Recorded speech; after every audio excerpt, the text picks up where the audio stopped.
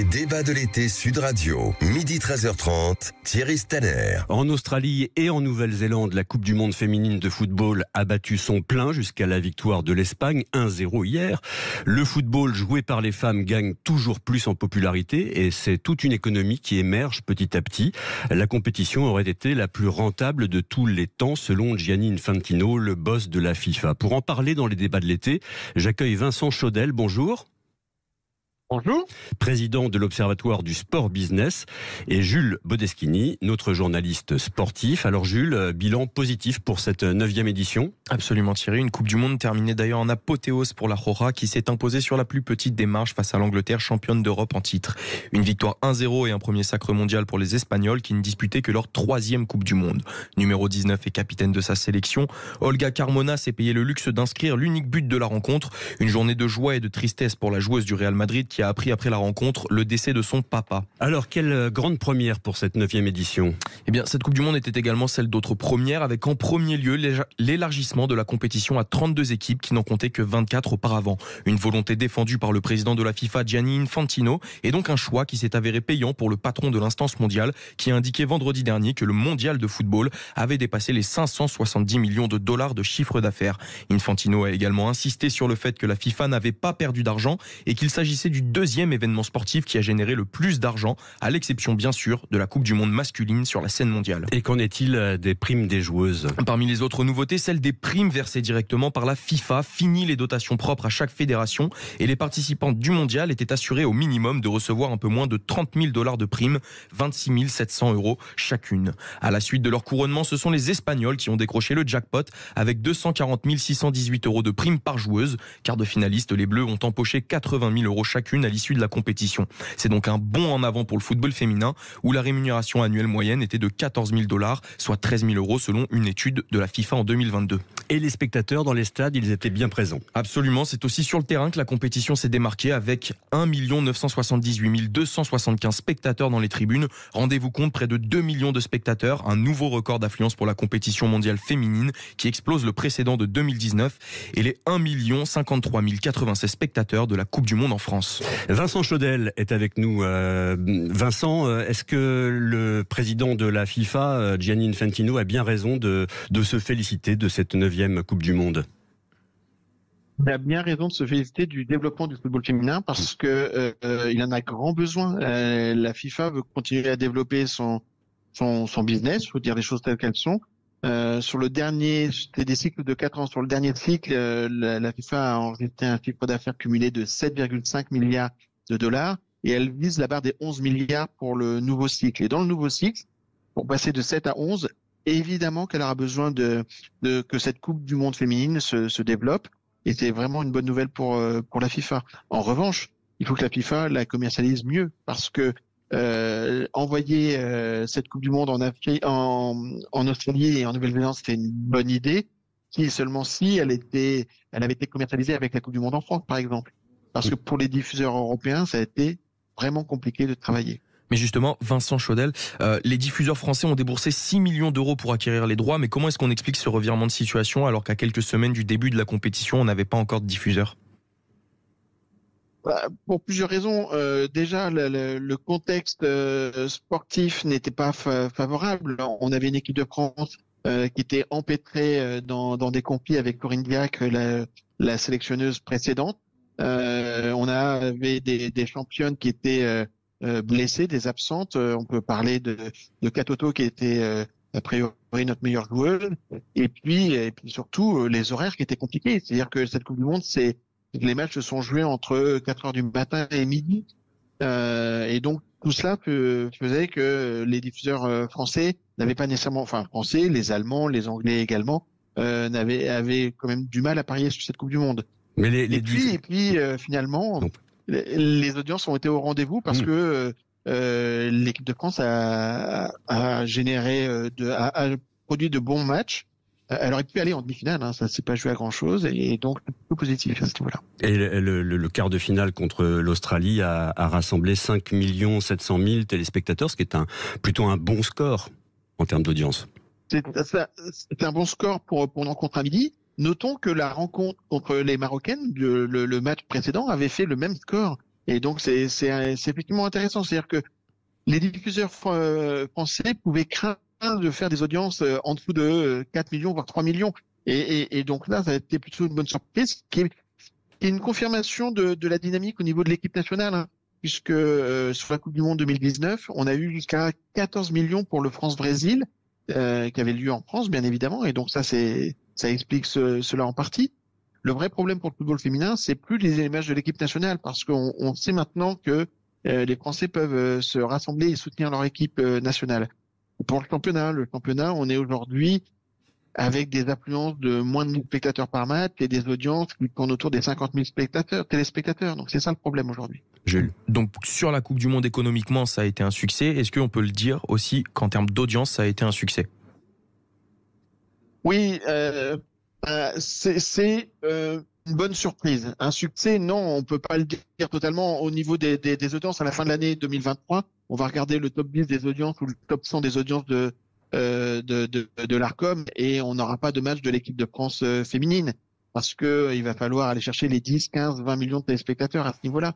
Mais par rapport à ce qu'on pouvait craindre, oui, c'est clairement une bonne surprise et c'est plutôt bon signe. Parce que derrière, la prochaine étape, c'est les Jeux Olympiques, bien évidemment, de 2024. Et on sait désormais qu'on a une équipe, un entraîneur et des joueuses qui seront compétitives pour cette échéance-là et qu'on fera forcément de belles audiences. Alors la FIFA a aussi triplé les dotations par rapport à l'édition 2019 en France, en portant ce qu'on appelle le prize money à un total de 152 millions de dollars, 10 fois plus que pour le mondial 2015 au Canada. Bon, pour autant, la rémunération et les primes des joueuses sont encore bien loin de celles des hommes. Alors oui, on est sur un rapport désormais de 1 à 3 ou 1 à 4 entre l'enveloppe dédiée aux hommes et l'enveloppe dédiée aux femmes, pour plusieurs raisons. Parce que déjà, l'économie n'est pas la même. Jules précisait qu'il y avait à peu près 2 millions de billets vendus pour cette Coupe du Monde qui était à 32 nations. Au Qatar, il y a eu 3 millions de billets vendus pour également 32 nations, avec un prix moyen qui était supérieur à celui de l'Australie. Mais on est quand même c'est le sens de l'histoire, on est sur cette progression-là. Le vrai sujet, il va se situer au niveau des audiences pour les diffuseurs et des droits télé pour l'organisateur. Donc les audiences, elles se développent, les droits télé vont se développer et ils vont suivre. Jules le disait, chacune des qualifiées en quart de finale, donc les Bleus, a reçu 90 000 dollars. La fédération touche quand même de l'argent parallèlement aux primes versées directement aux joueuses. Oui, tout à fait. Si on prend le cas des Américaines, parce que sur le sujet de la parité, c'est les Américaines qui étaient fer de lance sur ce débat-là. Elles ont obtenu de la fédération américaine de mettre dans la même enveloppe les primes touchées pour le parcours des hommes et des femmes. Et donc le parcours des hommes et des femmes pour le coup a été équivalent. Les deux équipes ont été éliminées en huitième de finale. Les hommes ont ramené 13 millions de dollars et les filles 3 millions de dollars. C'est donc dans une enveloppe commune. Ça fait 16 millions de dollars, vous divisez par 2. Les filles vont toucher 8 pour les Américaines. Donc oui, la FIFA reverse aux fédérations. La France, elle, a décidé d'appliquer la même clé de répartition chez les hommes que chez les femmes. En gros, 30% de l'enveloppe FIFA reversée à la fédération va aux joueuses et au staff, ou aux joueurs et au staff pour les garçons. Mais ce qui est quand même énorme, et je le disais un petit peu avant, un bond en avant pour le football féminin, parce que les Espagnoles qui sont championnes du monde, elles ont gagné 240 000 euros et des brouettes. C'est l'équipe de France là au rugby, bon, c'est pas forcément comparable, mais si elle est championne du monde, elle va toucher 200 000 euros. Donc c'est quand même énorme pour des joueuses féminines d'avoir un montant comme ça. Bien sûr, et c'est pour ça que je disais que c'est le sens de l'histoire de cette progression, mais d'une façon générale, on reste encore assez loin du football masculin, mais pour plusieurs raisons. Si vous prenez les réseaux sociaux, qui sont à mon avis un très bon indicateur, vous prenez les réseaux sociaux d'Mbappé, vous regardez les réseaux sociaux d'Amandine Henry ou de Eugénie Le Sommer ou de Katoto, et vous allez diviser par 100. Et c'est à peu près le rapport de 1 à 100 que l'on peut retrouver sur le marché des transferts. Les meilleures joueuses aujourd'hui se vendent à 500 000 euros, là où les meilleurs joueurs se vendent à 50, 100 ou 150 millions d'euros. On voit bien que il y a encore un écart très important, mais c'est le sens de l'histoire, ça se développe, et ces audiences sont vraiment l'illustration qu'on est sur la bonne pente. Du côté des clubs, justement, en France, il y a quand même de grandes disparités entre les différents clubs concernant la rémunération. Oui, la joueuse qui gagne le plus d'argent aujourd'hui, c'est Katoto au PSG pour 50 000 euros par mois. Là aussi, si on regarde son homologue masculin, Mbappé, c'est 6 millions d'euros, donc il y a un écart conséquent. Mais 50 000 euros, c'est plus que le salaire moyen de beaucoup de joueurs dans beaucoup de clubs. Donc là aussi, c'est le sens de l'histoire. Mais ce que j'évoquais tout à l'heure, par rapport à la D1 Arkema, le championnat de France, il y a moins de 1000 spectateurs de moyenne, là où la Ligue 1 fait 21 000 spectateurs de moyenne. Et donc si la on met... parité, c'est le sens de l'histoire, mais c'est à nous aussi, citoyens, et vous, médias, de soutenir les sportifs, le football féminin, mais pas que. Et il faut qu'on les regarde, il faut qu'on en parle, et il faut qu'on aille les voir dans les stades. Et si on enlève le PSG dont vous parliez, la moyenne des rémunérations tombe très vite. Oui, très vite, on doit être en dessous des 10 000 euros. Donc ça, c'est nettement inférieur d'ailleurs. Mais c'est un sujet. Mais si on regarde là, ce qui est intéressant, c'est que la France a longtemps été à la pointe du football féminin en Europe avec les Allemandes. Et on voit des nations comme l'Espagne, l'Angleterre nous passer devant à une vitesse assez impressionnante. Aujourd'hui, les principaux clubs anglais du championnat féminin ont des budgets de plus de 6 millions d'euros. D'ailleurs, des budgets de Ligue 2 pour nous. La plupart de nos budgets, nous, de football de D1 Arkema, sont plutôt des budgets qui ressemblent à des budgets de national. Donc, on a un vrai sujet d'investissement par rapport à ça. Vous le disiez, c'est le sens de l'histoire. En France, le foot féminin, il est également en train de se transformer. Il y a un nouveau format de compétition pour la D1 Arkema qui va venir. Est-ce qu'à terme, voilà, ce modèle semble viable pour le foot professionnel? Est-ce que ça va permettre aussi d'augmenter la rémunération des joueuses?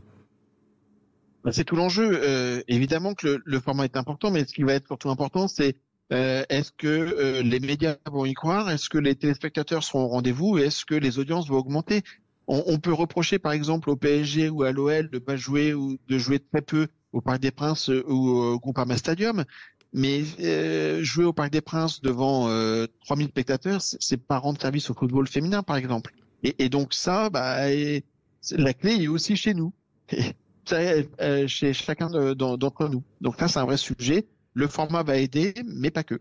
Mais le format va aider. Le président de la Fédé, Philippe Diallo, a également annoncé une augmentation de 20 à 25% des dotations pour le foot féminin, ce qui représenterait 4 à 5 millions d'euros supplémentaires.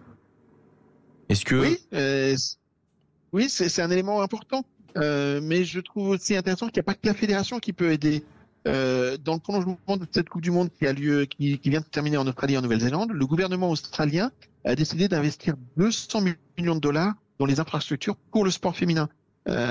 Voilà, et ça doit être le sujet, c'est un des sujets. Il me semble que le président Macron avait fait de la cause des femmes une des principales causes de son quinquennat. On a encore les Jeux Olympiques qui arrivent, qui peuvent être un élément déclencheur. Mais oui, il va falloir accompagner ce sport féminin parce que, et c'est de la responsabilité de la sphère publique. Quand je dis la sphère publique, c'est du gouvernement et de la fédération. Parce que une fois que le business se développe, après, les acteurs privés savent très bien le développer. Donc ça, c'est pas le sujet. Le sujet de départ, c'est d'amorcer la pompe. L'argent dans le sport en général et dans le foot en particulier, c'est aussi évidemment le sponsoring. Et force est de constater que pour l'instant, les filles sont beaucoup moins attractives que les hommes. Oui, mais c'est là où je parlais des réseaux sociaux comme très bon indicateur. Moi, je crois que les sponsors, comme les diffuseurs, sont ni racistes ni sexistes. Il suffit de regarder Tiger Woods ou Serena Williams ou Naomi Osaka pour le tennis. Quand les fans sont au rendez-vous, eh bien l'intérêt des annonceurs et l'intérêt des diffuseurs se fait très vite apparaître. Donc il y a pas beaucoup c'est pour ça que j'insiste toujours sur notre responsabilité, nous citoyens, vous médias aussi. Croyons, soutenons nos sportives. J'ai trouvé intéressante la publicité ou la campagne de communication de Burger King pendant cette Coupe du Monde, qui a fait des annonces Burger Queen qui étaient assez sympas. Voilà, il y a des choses à faire, bien évidemment. Il y a des paris à prendre. mais il faut que nous, on soit au rendez-vous aussi, nous, citoyens. Merci beaucoup à Vincent Chaudel, président de l'Observatoire du sport business, d'avoir été dans les débats de l'été. Merci Jules.